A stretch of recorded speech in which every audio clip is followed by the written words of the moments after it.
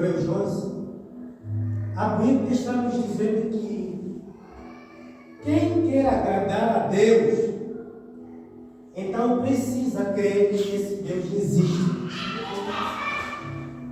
De uma outra forma, não é possível agradar a Deus se você não acredita nele.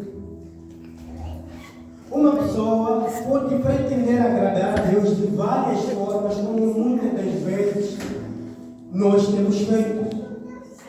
Mas a Bíblia está dizendo que há uma única forma que nós podemos fazer as coisas para agradar a Deus. As outras coisas que nós podemos fazer são coisas que são feitas ou devem ser feitas acima da principal coisa que a Bíblia está dizendo, que é a fé. Isto quer dizer, todas as coisas que as pessoas puderem fazer ou quiserem fazer para agradar a Deus e excluir a fé, nada poderá agradar a Deus. Estamos a falar de muitas coisas que cada um pode desejar fazer. Mas tudo que a pessoa desejar, pretender fazer para agradar a esse Deus, sem a fé, o nosso Deus não se alegra, não se agrada. Para nós agradar uma pessoa, para nós agradarmos um homem, é muito simples. Muitas das vezes a gente pretende descobrir o que a pessoa mais gosta. Se é o meu parceiro ou a minha parceira, meu filho, meu pai, a gente tenta descobrir o que a pessoa mais gosta. E quando a gente faz ou dá uma coisa que a pessoa mesma tanto gosta, na verdade a pessoa sente-se feliz, alegra-se, agrada-se. Para eu agradar a minha esposa agradar a mim, ou nós mesmos agradar as pessoas, isso que nós temos que fazer. Já aconteceu algumas vezes que nós fomos dar presente a alguém, e na felicidade deste mundo, esta pessoa assumiu, mas na verdade não gostou daquele presente. E depois nós descobrimos que a pessoa simplesmente sumiu, para a gente não se sentir mal, mas na verdade não gostou daquele presente. E ali também nós acabamos nos sentindo mal, do fato de não conseguirmos agradar aquela pessoa.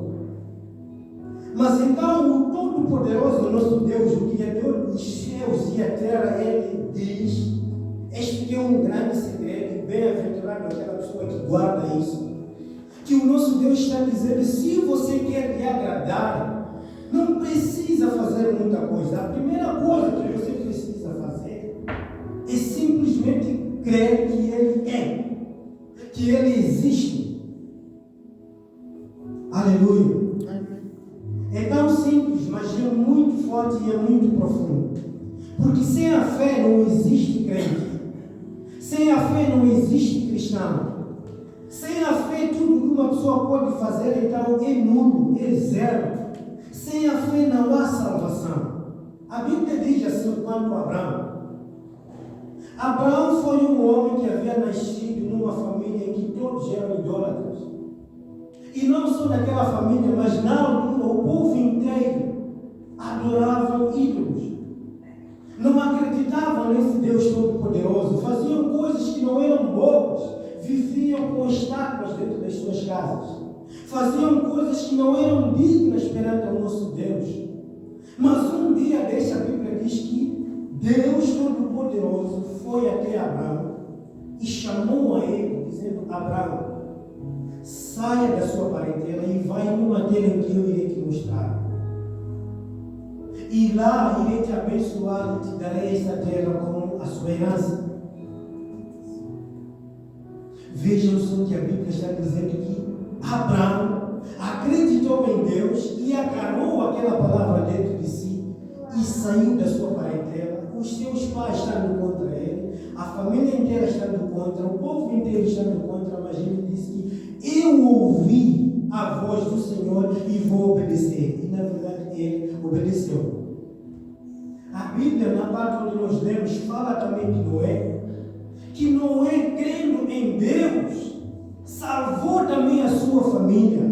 Quando Deus fez descer aquela água e que destruiu o mundo inteiro, só a família de Noé que foi salva. Por quê? Porque Noé creu em nosso Senhor Jesus Cristo.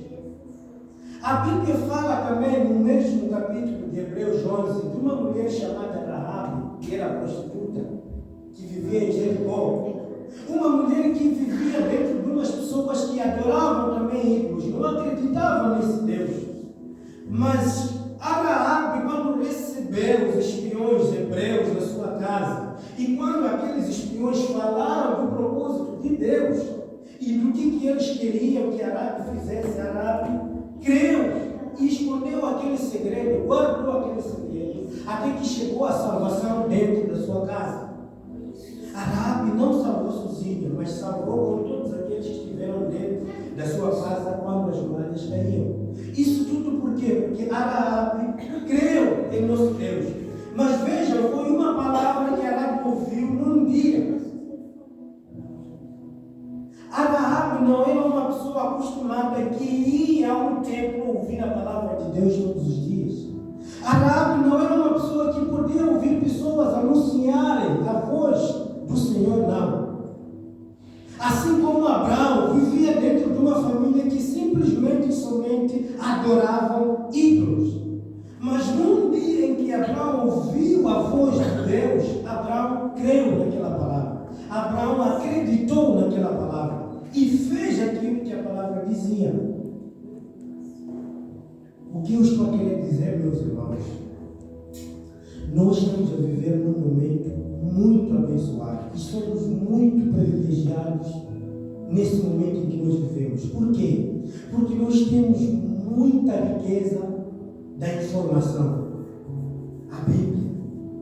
Glória a Deus. Estamos aqui a falar de Abraão que creu em Deus. Na altura não havia essa Bíblia assim. Estamos a falar de Raabe que creu. Na altura não havia essa Bíblia assim, essa informação assim. Estamos a falar de Noé. Na altura, Noé só sabia que Adão e Eva pecaram, houve lá o Enoque, e não havia muita informação. Abraão, na altura, ainda não conhecia de 10 mandamentos.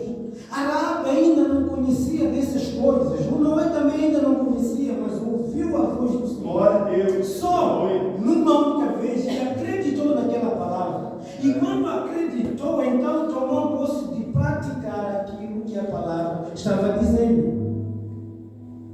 Nós estamos a viver num momento muito abençoado. Por quê? Porque temos muita riqueza da palavra. A Bíblia, muitas informações, muitas. Abraão nem sonhava, nem imaginava que um dia viria alguém chamado Jesus Cristo para salvar o mundo. Abraão nem sequer imaginava do que poderia vir a acontecer lá em frente, das bênçãos que poderiam vir a acontecer. Abraão nem imaginava que talvez viria um que seria chamado de Espírito Santo e que esse faria grandes coisas nas pessoas. Mas então, mesmo assim, na única palavra que Deus falou, dirigiu ao Abraão, Abraão creu naquela palavra e praticou. Abraão agradou a Deus. Sabem por que a Bíblia diz que o Abraão é pai da fé? É pai porque ele creu mesmo sem ter muitas informações. Ele creu mesmo sem precisar de ver alguns factos como nós precisamos de ver. Ele não precisou de muita coisa para crer em Deus, somente ouviu aquela palavra e ele creu. Aleluia. A fé é a única coisa que pode agradar a Deus. Glória a Deus. Você pode carregar o seu grande sacrifício da vida. Você pode carregar a sua grande oferta. Você pode precisar fazer algo tão maior que até as pessoas, o mundo inteiro se admira. Se você levar aquilo perante a Deus sem a fé, é tudo zero. Deus não se alegra. Deus não se alegra. Então, o que é a fé? Como é que nós podemos crer se sempre a gente diz que sim, eu creio em Deus?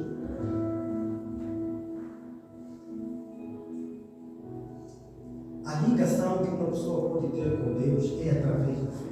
Aleluia. E tendo esta ligação, então as coisas lá do céu deixam.